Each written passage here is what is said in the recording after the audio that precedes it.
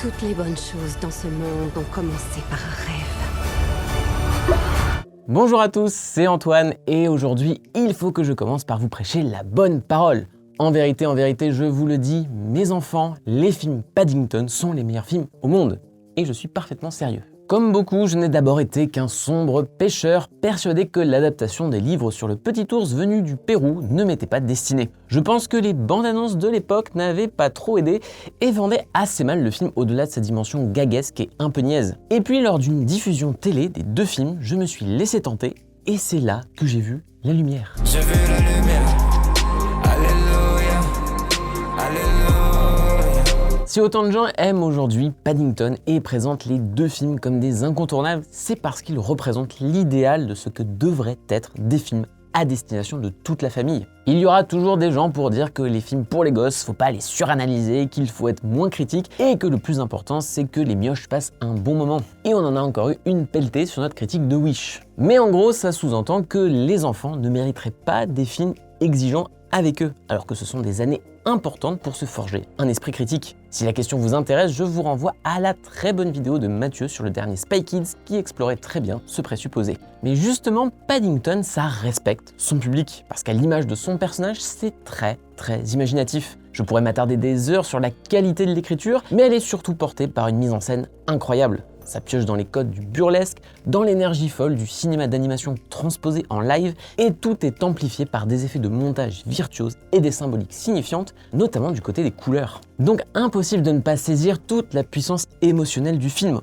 autant en tant qu'adulte que de manière peut-être plus inconsciente et viscérale en tant qu'enfant. Et c'est d'ailleurs pour ça que si les deux longs métrages me filent autant la banane, surtout le 2 avec Hugh Grant en acteur raté hilarant, et je pleure aussi comme une grosse madeleine dès qu'une réplique importante redébarque dans le récit comme un coup de poing ou que Paddington fait face à la bienveillance du monde autour de lui. Bon, désolé pour cette longue digression, mais ça me paraissait essentiel puisque les films Paddington doivent beaucoup au talent de leur réalisateur et co-scénariste, Paul King. Et c'est pour cette raison que j'attendais avec impatience son nouveau film Wonka, préquel de Charlie et la chocolaterie qui, avouons-le, n'excitait personne sur le papier. Mais quitte à ce que ce projet opportuniste et nostalgique débarque sur nos écrans, autant que ce soit confié à des personnes qui sont a priori idéales pour transposer l'imaginaire loufoque de Roald Dahl. Et pour mettre fin au suspense, je suis ravi de pouvoir dire que oui, Wonka réussit son pari. C'est très joli, habilement écrit et la magie à laquelle on espère assister venant du plus inventif des confiseurs en met plein les yeux. C'est exactement ce que j'attends d'un bon film de Noël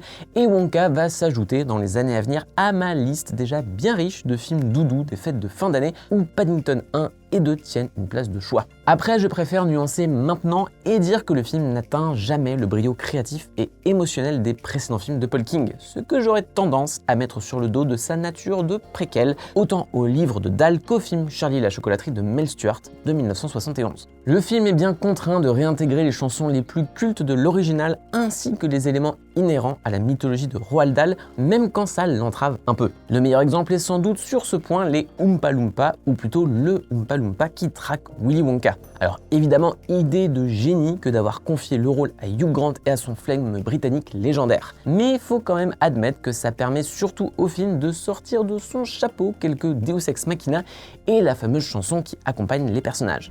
Oompa loompa doo, I've got a tragic tale for you. D'ailleurs, maintenant que je vous ai pris en otage musicalement, j'en profite pour vous dire que si ces critiques vous intéressent et que vous ne voulez rien manquer de nos vidéos, c'est important de s'abonner.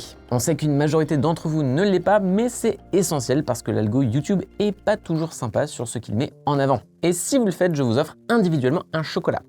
J'en ai plein dans mon van. Pour revenir à Wonka, il y a un truc que je veux détailler par rapport à tout ce que je disais auparavant. Quand je parlais de la nécessité d'exigence dans la réalisation des films destinés en partie aux plus jeunes, je pense qu'on mésestime à quel point ces films-là peuvent être parmi les films les mieux écrits de l'année. Parce que ça demande de savoir manier à la perfection des codes d'écriture qui peuvent être facilement appréhendés par nos chères têtes blondes sans pour autant souffrir d'une forme trop mécanique. Exemple parfait, la fameuse règle des 3. où vous introduisez un élément en début de film, souvent un objet au fort pouvoir symbolique ou une réplique. Ensuite, vous replacez cet élément en cours de route quand le spectateur a commencé à l'oublier, et enfin, vous lui donnez sa pleine puissance dans le climax. Et franchement, une bonne règle des 3, qu'on ne grille pas en 2 secondes ou qui parvient à réellement émouvoir, c'est pas si simple à obtenir. Or, certains de mes exemples préférés proviennent des films Pixar ou plus récemment des Spider-Verse qui excellent en la matière. Et les films de Paul King ne dérogent pas à la règle. La preuve, et sans spoiler, Willy Wonka a comme totem important une tablette de chocolat que le héros tient de sa mère, et le film ramène régulièrement l'objet comme symbole d'un rêve qui lui semble inaccessible. Et je dois bien avouer que la conclusion qui concerne cet élément est celui qui m'a tiré ma petite larme à la fin du film.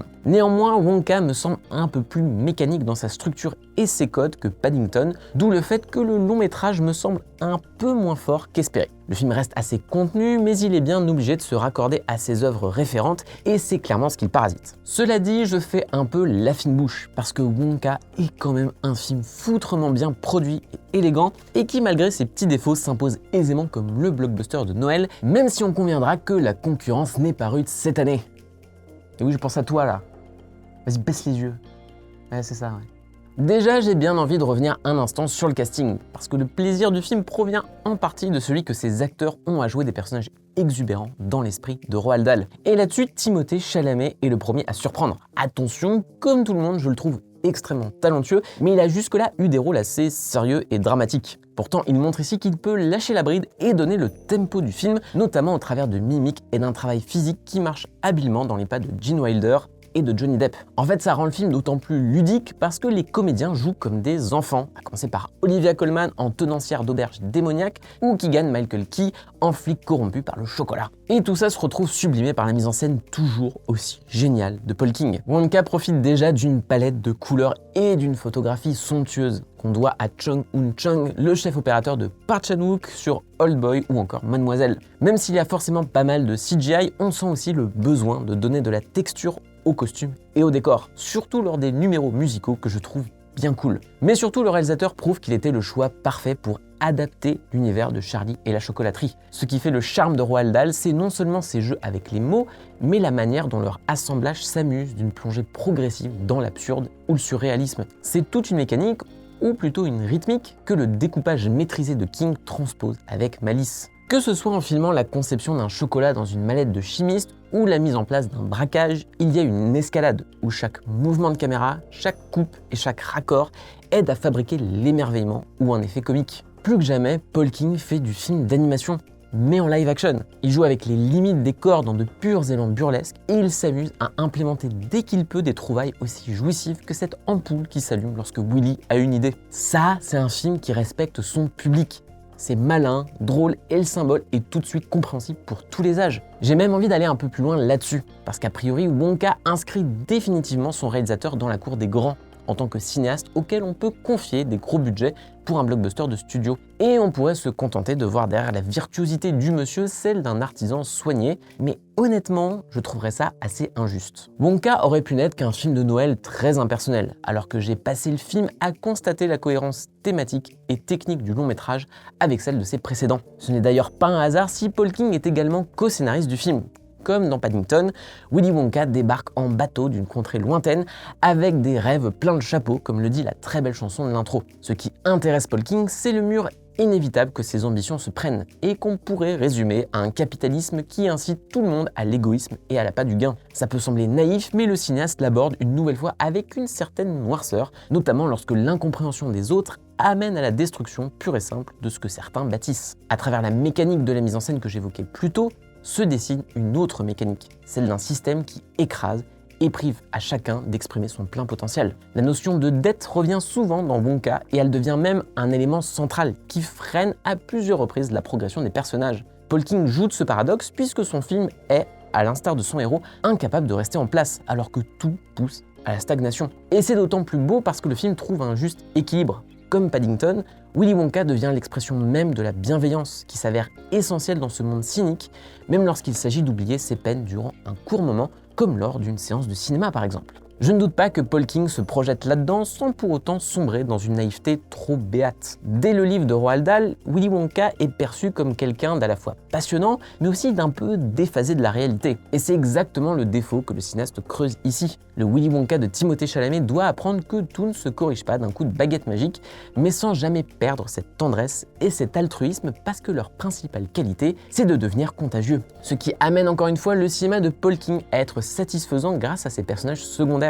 Comme la famille de Paddington, les alliés de Willy Wonka sont définis par des traits de caractère volontairement grossiers et par leur retenue avant que le climax ne leur permette de se libérer et de s'accomplir grâce à l'énergie débordante du héros. Donc oui, c'est mignon et ça met du baume au cœur comme un bon chocolat chaud, mais Wonka prouve surtout que Paul King est un cinéaste sur lequel il faut compter. Et peut-être l'un des derniers conteurs de cinéma à vraiment prendre au sérieux l'émerveillement du spectateur, quel que soit son âge. Maintenant, on espère juste que son absence à la réalisation de Paddington 3 n'aura pas un impact trop néfaste sur la saga. Je croise les doigts. Merci de m'avoir écouté, mais avant que vous ne partiez, laissez-moi vous emmener dans un monde de pure imagination qui est celui d'Écran Large. En plus de ces vidéos et de notre podcast, on est avant tout un site que vous pouvez soutenir via un abonnement que l'on propose et qui vous donne accès contre quelques deniers par mois à plein de dossiers exclusifs, que ce soit sur le box-office détaillé et compliqué de The Creator ou sur une analyse d'Hannibal Lecter, les origines du mal. Le lien est en description et je vous dis à la prochaine. Ciao! Stop!